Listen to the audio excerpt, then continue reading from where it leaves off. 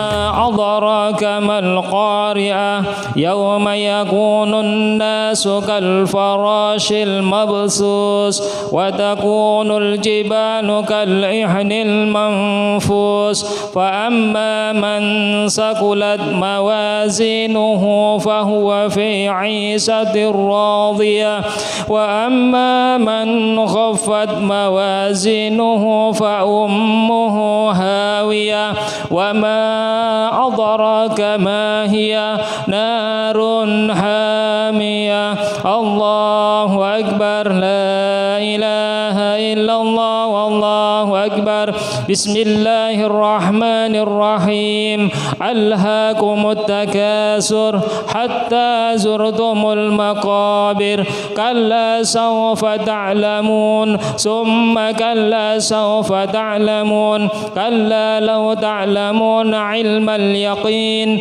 لترون الجحيم ثم لترونها عين اليقين ثم لتسألن يومئذ عن النعيم الله أكبر لا إله إلا الله والله أكبر بسم الله الرحمن الرحيم والعصر إن الإنسان لفي خسر إلا الذين آمنوا وعملوا الصالحات وتواصوا بالحق وتواصوا بالصبر الله أكبر لا إله إلا الله والله أكبر بسم الله الرحمن الرحيم ويل لكل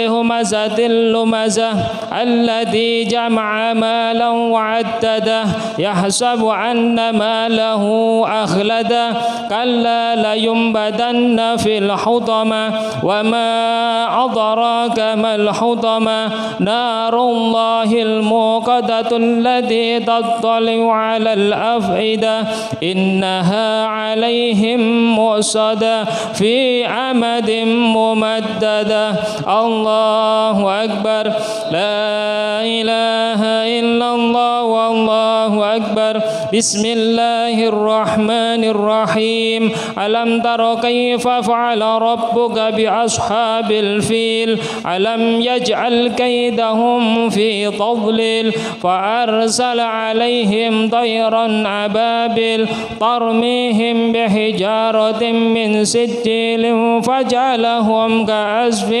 مأكول الله أكبر لا إله إلا الله والله أكبر بسم الله الرحمن الرحيم لإيلاف قريش إيلافهم رحلة الشتاء والصيف فليعبدوا رب هذا البيت الذي أطعمهم من جوع وآمنهم من خوف الله أكبر لا إله إلا الله والله أكبر بسم الله الرحمن الرحيم أرأيت الذي يكذب بالدين فذلك الذي يدعو اليتيم ولا يحض على طعام المسكين فويل للمصلين الذين هم عن صلاتهم ساهون الذين هم يراءون ويمنعون الماعون الله أكبر لا إله إلا الله والله أكبر بسم الله الرحمن الرحيم إنا أعطيناك الكوثر فصل لربك وانحر إن شانئك هو الأبتر الله أكبر لا إله إلا الله والله أكبر بسم الله الرحمن الرحيم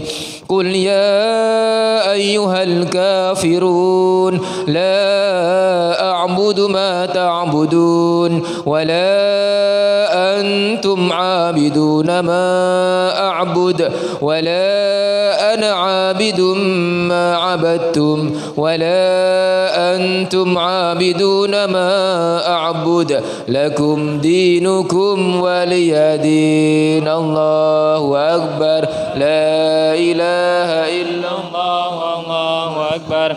بسم الله الرحمن الرحيم. إذا جاء نصر الله والفتح ورأيت الناس يدخلون في دين الله أفواجا فسبح بحمد ربك واستغفر إنه كان توابا.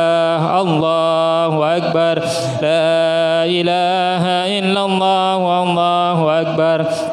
بسم الله الرحمن الرحيم.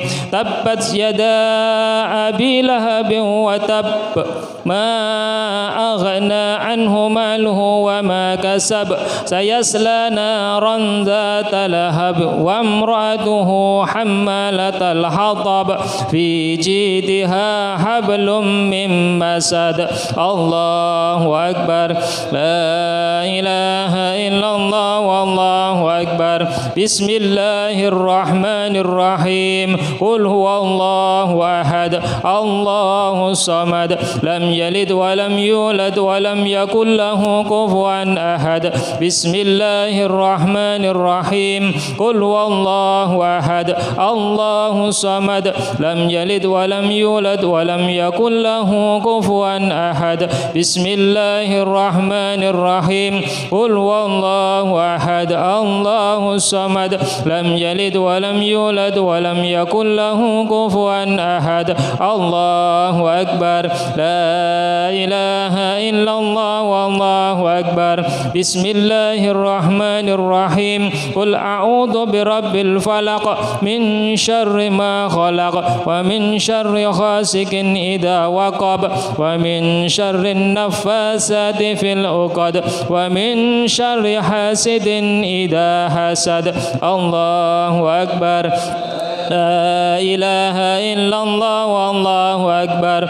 بسم الله الرحمن الرحيم. قل أعوذ برب الناس ملك الناس إله الناس من شر الوسواس الخناس الذي يوسوس في صدور الناس من الجنة والناس. الله أكبر. لا إله إلا الله. والله أكبر. بسم الله الرحمن الرحيم. الحمد لله رب العالمين الرحمن الرحيم مالك يوم الدين إياك نعبد وإياك نستعين اهدنا الصراط المستقيم صراط الذين أنعمت عليهم غير المغضوب عليهم ولا الضالين. آمين. بسم الله الرحمن الرحيم. ألف لام ميم. ذلك الكتاب لا ريب فيه هدى للمتقين الذين يؤمنون بالغيب ويقيمون الصلاة ومما رزقناهم ينفقون والذين يؤمنون بما أنزل إليك وما أنزل من قبلك وبالآخرة هم يوقنون أولئك على هدى من ربهم وأولئك هم المفلحون. وإلهكم إله واحد لا إله إلا هو الرحمن الرحيم. الله لا إله إلا هو الحي القيوم لا تأخذه سنة ولا نوم له ما في السماوات وما في الأرض من ذا الذي يشفع عنده إلا بإذنه يعلم ما بين أيديهم وما خلفهم ولا يحيطون بشيء من علمه إلا بما شاء وسع كرسيه السماوات والأرض ولا يعوده حفظهما وهو العلي العظيم.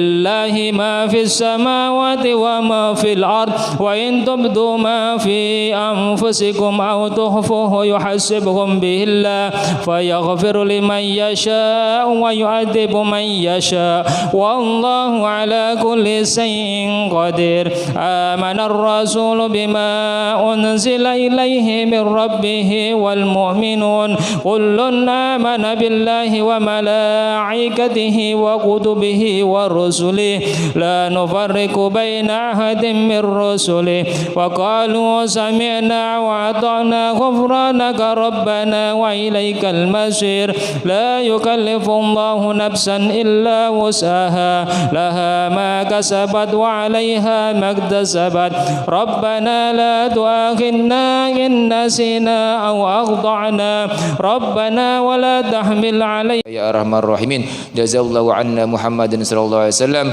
ما هو أهله سبحان ربك رب العزة عما يصفون وسلام على المرسلين والحمد لله رب العالمين الفاتحة.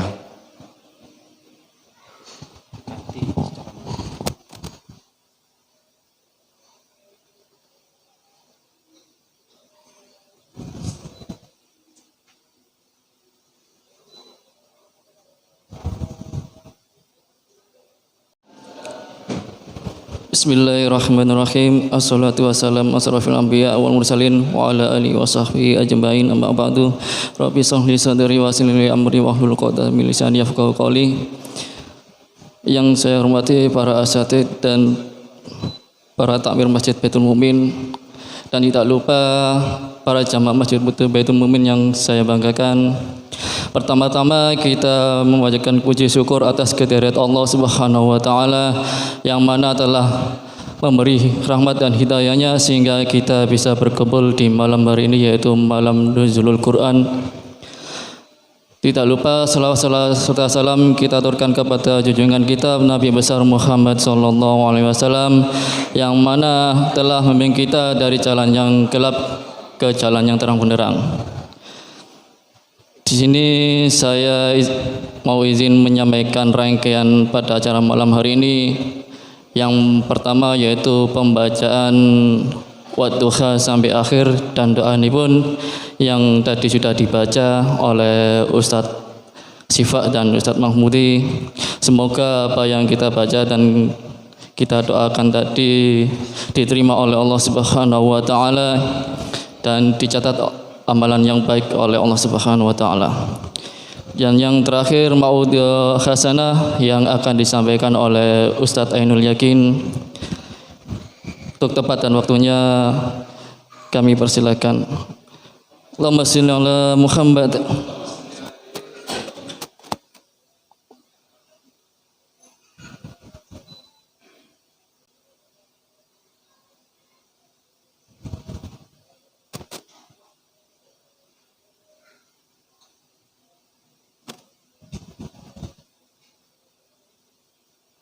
Assalamualaikum warahmatullahi wabarakatuh.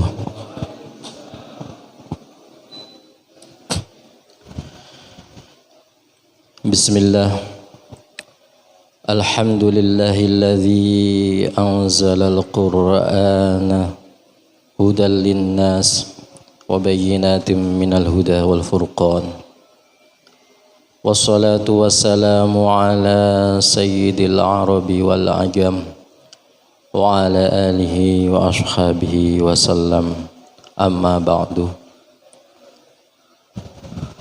Qala Allah ta'ala fi kitabihil karim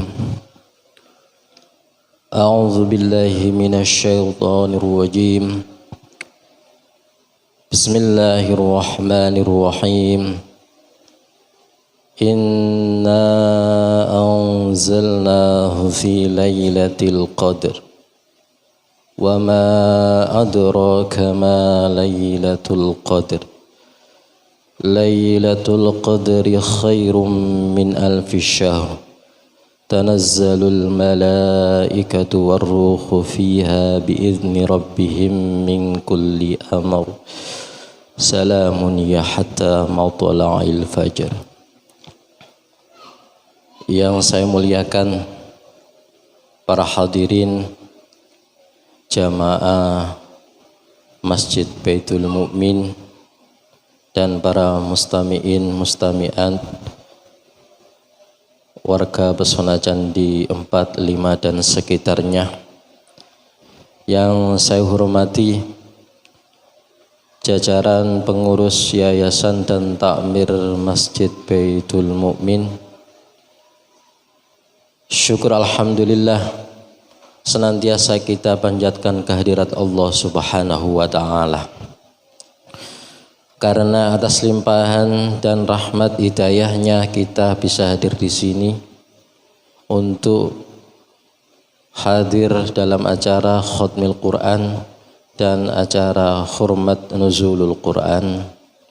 Mudah-mudahan kita semua yang hadir di sini, khususnya dan warga Pesona Candi 4, 5 dan sekitarnya, mendapatkan barokah Al-Quran. Amin Allahumma amin.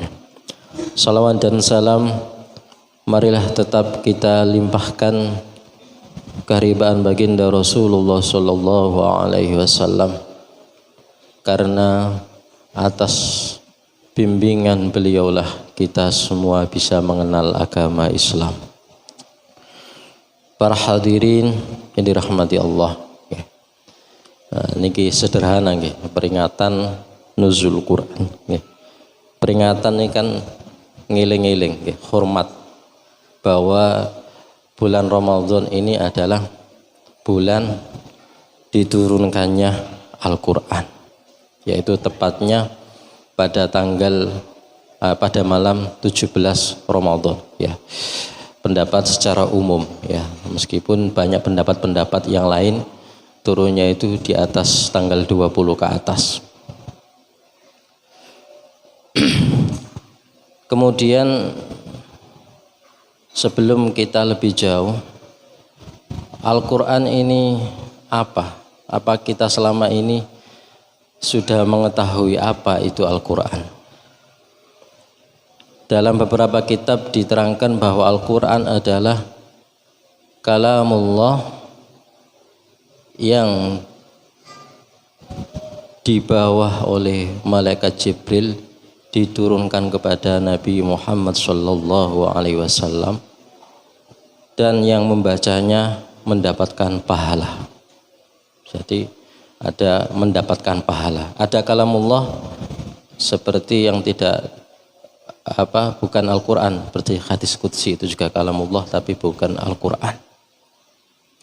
Ini adalah pengertian Al-Quran. Jadi Al-Quran itu kalamullah. Jadi bukan Allah berbicara seperti manusia, tidak, tapi itu kalamullah yang difahamkan kepada manusia, yang dibawa oleh malaikat Jibril. Kemudian terkait dengan nuzulul Quran, Al-Quran diturunkan di bulan Ramadan. Ini diturunkannya seperti apa?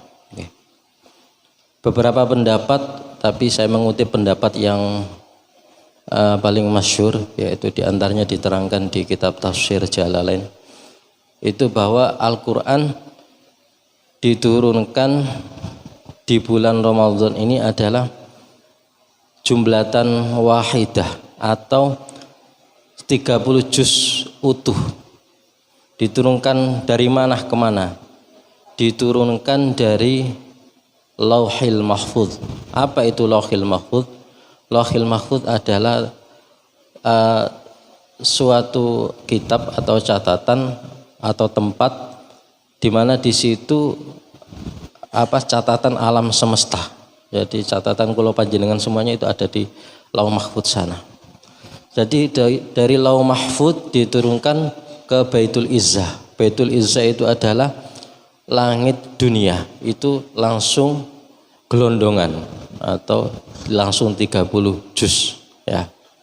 Baru kemudian diturunkan kepada Nabi Muhammad sallallahu alaihi wasallam secara berangsur-angsur sesuai dengan kebutuhan pada saat itu. Jadi ada asbabun nuzul, jadi sesuai dengan kebutuhan peristiwa yang terjadi pada zaman Rasulullah selama 22 tahun sekian bulan. Jadi ini yang perlu kita pahami. Jadi Al-Quran diturunkan di bulan Ramadan itu adalah sekaligus atau 30 juz sekaligus. Ini yang pertama. Kemudian apa dan fungsi Al-Quran itu diturunkan kepada kita, ini juga harus kita pahami sebagai intisari kita memaknai nuzulul Quran di bulan Ramadan. Jadi jelas di dalam Al-Quran, syahrul Ramadan alladzi unzila fihi al-Quran hudal linnas wa bayyinatin minal huda wal furqan. Lebih jelas lagi ketika kita membaca di awal ya surah Al-Baqarah. Ini ada di permulaan surat ya, di urutan Al-Quran. Dzalikal kitabu la raiba fi hudal lil muttaqin. Nah, itu ada tanda waqaf 3, harus berhenti salah satu. Dzalikal kitabu la raiba fi hudal lil muttaqin, atau dzalikal kitabu la raib fihi hudal lil muttaqin. Dipilih salah satunya. Ini kitab Al-Qur'an ya. Dzalikal kitab. Kitab di sini adalah bermakna Al-Qur'an. La raiba fi ya.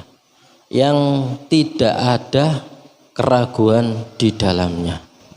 Hudal lil muttaqin, petunjuk bagi orang-orang yang bertakwa. Jadi ketika kita awal kali membaca Al-Quran ya, awal kali ya, anggap saja awal kali, kan itu kan ada di halaman pertama ya, setelah halaman kedua setelah surat Al-Fatihah, itu sudah kita disodori istilahnya, inilah kitab yang tidak ada keraguan di dalamnya, perintah-perintahnya, cerita-ceritanya, larangan-larangannya, semua adalah bersifat pasti, yakin dari Allah. Ini harus kita pahami betul. Jadi fungsinya apa? Hudal lil muttaqin, sebagai petunjuk bagi orang-orang yang bertakwa. Jadi Al-Quran salah satunya adalah fungsinya adalah hudan, sebagai petunjuk. Petunjuk untuk siapa? Orang-orang yang bertakwa. Kalau di surat Al-Baqarah ayat 185 ya, syahrul Ramadan alladzi unzila fihil Qur'an hudal linnas, itu malah lebih luas. Hudal linnas, petunjuk bagi seluruh manusia. Atau bisa diartikan Al-Quran ini adalah sebagai manual book ya. Kalau kita beli sepeda motor pasti kita mendapatkan ini apa buku panduan ya.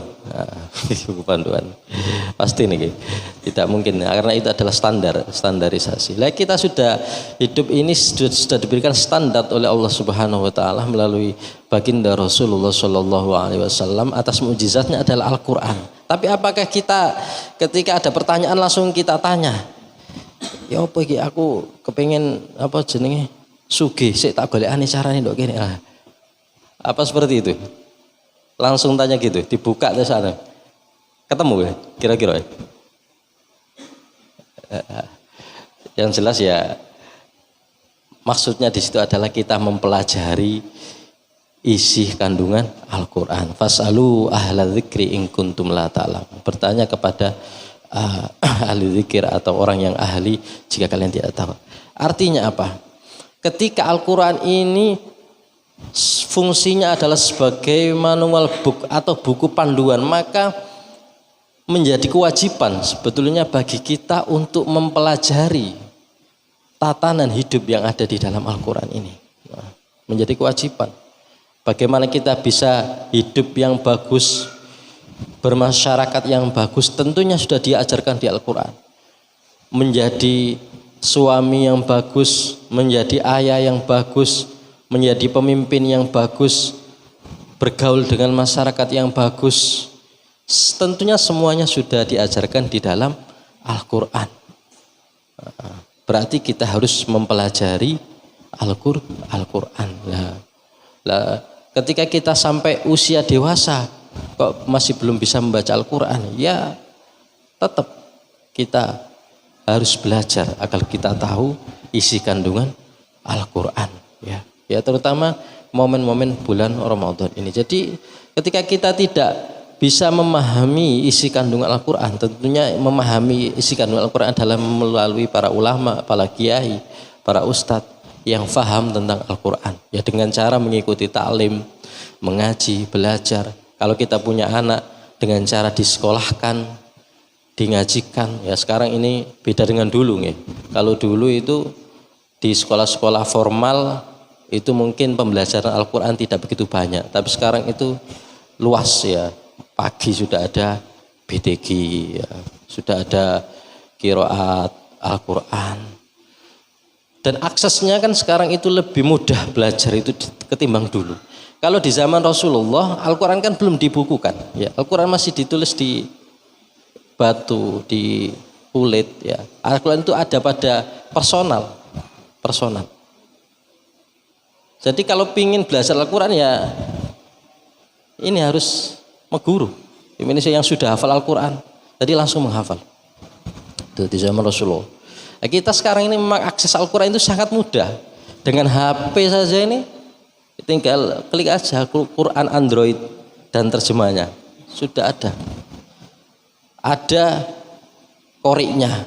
Nah, tapi ini untuk bukan belajar secara mendalam, tapi fasilitas yang bisa kita akses. Artinya mushaf itu sudah bisa akses di mana-mana. Artinya ketika kita mau mendalami Al-Quran, fasilitas di zaman modern ini adalah sangat banyak, sangat luar biasa. Apalagi di era digital ini, hanya dengan kita pegang HP saja kita bisa membaca tafsirnya, membaca ininya.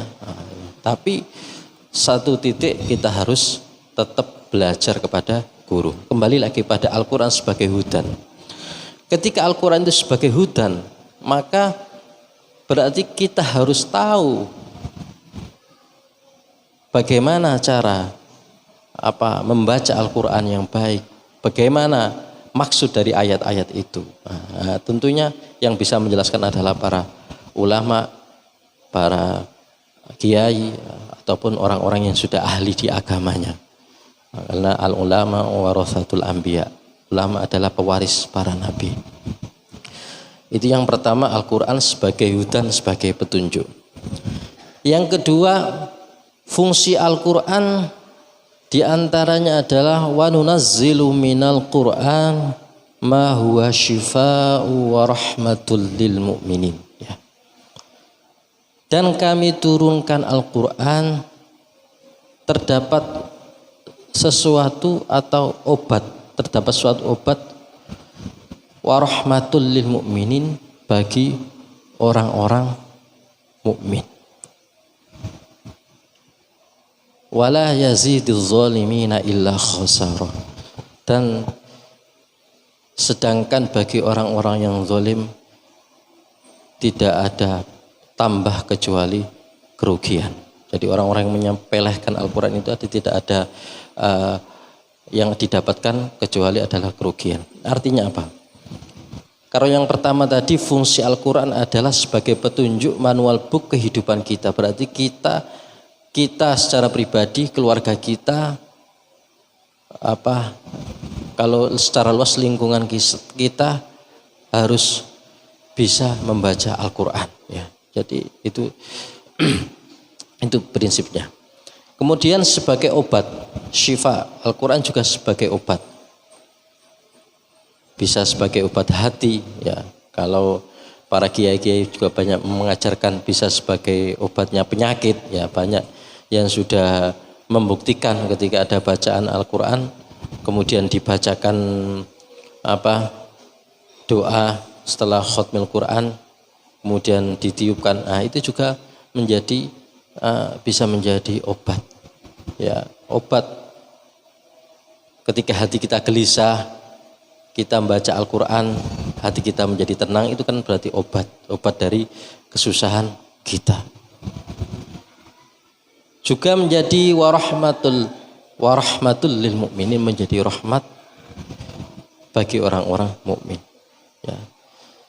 Jadi Al-Quran ini adalah merupakan sumber rahmat juga.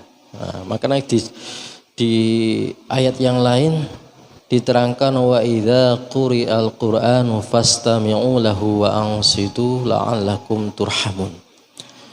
Dan ketika Al-Quran itu dibaca, maka fastami'u, dengarkan, wa ansitu, dan diamlah, wa ansitu la'allakum turhamun, maka kamu akan memperoleh rahmat. Jadi tidak bisa membaca, kita hanya mendengarkan saja, ya, menghayati. Menghayati itu biasanya Al-Quran itu meskipun nggak tahu artinya niku kayak apa jenenge ngoten niku nggih napa tenang ngoten nggih.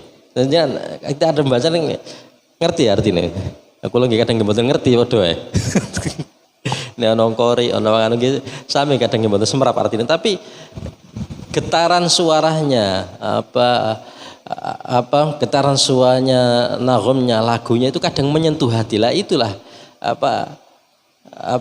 menjadi keistimewaan tersendiri, ya. Apalagi ketika anak-anak kita buktikan saja sendiri, ketika anak kita tadarus di sini, kita mendengarkan dari rumah, hati kita tidak bahagia? Saya yakin bahagia semua. Oke. Enggak dicoba dengan mboten usah darus, anak-anak kon darus. Krungu anake darus nang masjid seneng. Ayo, lah ini di antara barokah Al-Qur'an yang lain, ya di antaranya bisa mendatangkan rezeki Al-Qur'an. Ya, ada orang tadarus, ada orang yang ngirim konsumsi, itu kan juga mendatangkan rezeki. Ya, coba saliyane Al-Qur'an sing diwaca nok kene. Kira-kira tekan mboten? Nah, ini diantaranya mungkin masjid kita yang saat ini sudah berdiri megah seperti ini, ya kemungkinan juga barokahnya Al-Quran. Al-Quran yang dibaca oleh anak-anak TPG atau Al-Quran yang dibaca oleh Gus Mudi dan Tapak Dolas dan Ustaz Yazid setiap hari di masjid pada sholat subuh itu, ya kemungkinan juga seperti itu. Makanya Ustaz Yazid saya titipi ketika membaca Al-Quran setelah sholat subuh itu, mesti beliau ini Fatihah mendoakan para munfik yang menyumbang masjid, dan masjid ini diberikan dengan harapan diberikan kelancaran. Itu enggak Ustaz Yazid ya, saya titipi itu. Saya sendiri jarang ikut tadarus. Jadi Al-Quran ini luar biasa.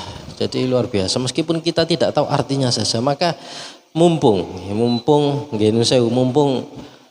kula lan panjenengan sedaya masih berkesempatan, istilahnya berkesempatan ya hadir di bulan Ramadan ataupun di waktu-waktu yang lain, itu kita manfaatkan untuk belajar Al-Quran. Kalau yang sudah bisa membaca Al-Quran, kita manfaatkan untuk membaca Al-Quran. Ini adalah merupakan hal yang sangat penting. Makanya di antara sabda Rasulullah Shallallahu Alaihi Wasallam itu nawwiru buyutakum bitilawatil Quran. Terangilah rumahmu dengan bacaan Al-Quran. Itu penting, sangat-sangat penting. Makanya biasanya rumah yang sering dibacakan Al-Quran itu enggak sepurake dedemite nggih. Tapi nek sing jarang diwaca enggak tahu digawe maca Al-Quran, wis enggak tahu minimal itu di setel ngaji lah, nek gak ngaji lho. Jadi itu kalau saking rencang pernah seperti itu. Jadi minimal itu diputarkan ngaji. Ternyata itu ketika jin-jin yang jahat itu minggir katanya itu. Jadi ketika rumah-rumah yang kosong tapi sering diputarkan ngaji, ada suara-suara ngaji, itu ternyata juga pengaruh. Nah, itu. Meskipun ini minimal kalau kita bukan sendiri yang membacanya. Jadi seperti itu. Jadi itulah kedahsyatan Al-Quran itu baru dari bacaannya. belum yang lain, belum isi kandungannya, ilmu pengetahuannya, bagaimana para ilmuwan yang telah menggali Al-Quran, ya, ilmuwan-ilmuwan di zaman dulu ya, kerajaan-kerajaan Islam yang jaya-jayanya itu, ya, karena pada saat itu dasar keilmuannya adalah bersumber langsung dari penelitian-penelitian di Al-Quran. Jadi ya ini sekarang mulai digalakkan kembali. Jadi itu baru secara ini, baru kita amati ini kan baru berkah yang mungkin kebaikan-kebaikan yang bisa kita rasakan ya, Ini sekarang ini banyak beasiswa, ya ini bukan karena menaruh Al-Quran sebagai ijol beasiswa, tidak, tapi banyak motivasi-motivasi yang dilakukan oleh para stakeholder atau pemerintah yang memotivasi masyarakat untuk menghafal Al-Quran, kemudian kuliahnya digratiskan. Ini diantaranya adalah keberkahan dari Al-Quran. Saya itu pernah, ini saya cerita bagaimana kehebatan Al-Quran dalam mempengaruhi suatu kebijakan. Saya itu pernah bersama kawan-kawan, ketika itu di pemerintahan kegiatan khatmil Quran itu hanya dilaksanakan 2 kali dalam setahun, ya. 2 kali dalam setahun. Kemudian kita minta doa dari karena kita anggota para khufat waktu itu, minta doa para khufat. Ini mohon didoakan khatmil Quran ini bisa dilaksanakan setiap bulan. Padahal anggarannya ya tidak sedikit, tapi itu demi untuk mendoakan suatu pemerintahan ya, kota kita. Akhirnya waktu itu langsung disepakati oleh para stakeholder di majelis itu, di masjid itu juga, untuk dilaksanakan setiap bulan.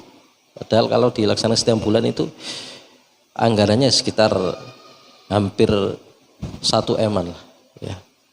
Tapi ini dia adalah kehebatan Al-Quran di dalam mempengaruhi suatu kebijakan. Ini jalan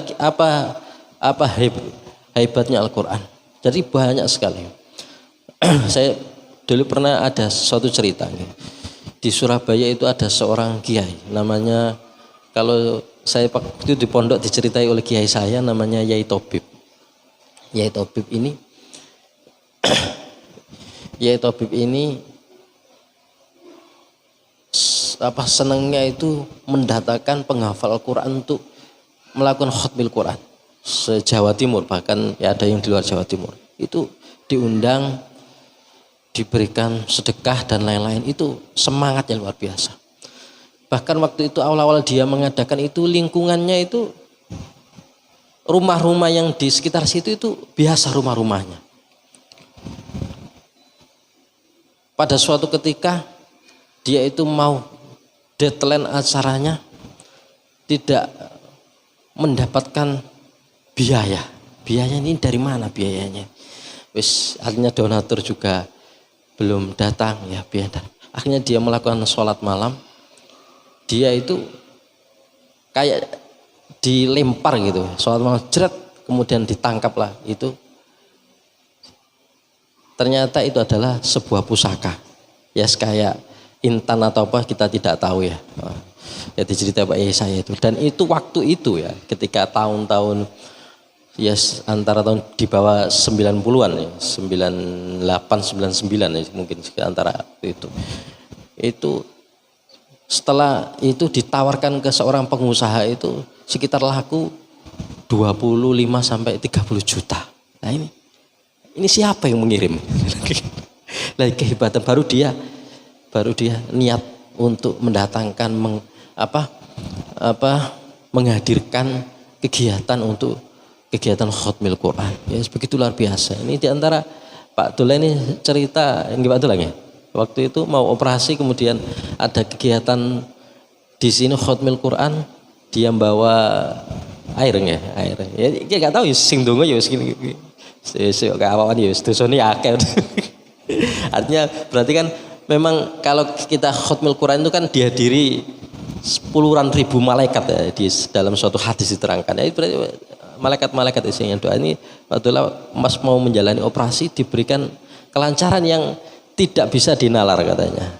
Karena barokahnya dia mungkin ya dari barokahnya dia minum air dari khatmil Quran itu tadi.